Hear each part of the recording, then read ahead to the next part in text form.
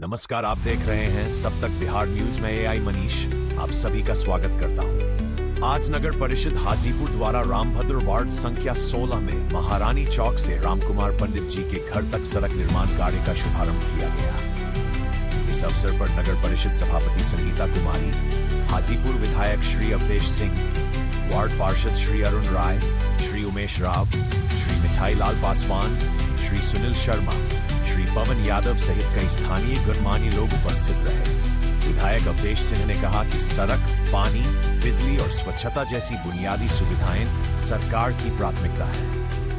उन्होंने भरोसा दिलाया कि सड़क निर्माण में गुणवत्ता से कोई समझौता नहीं किया जाएगा। वार्ड पार्षद राय ने बताया कि यह सड़क लंबे समय से जर्जर थी, जिससे स्थानीय लोगों को काफी कठिनाइयों का सामना करना पड़ता था। स्थानीय नागरिकों ने सड़क निर्माण कार्य के आरंभ पर खुशी जताई और कहा कि इसके पूर्ण होने से हजारों लोगों को सुविधा होगी।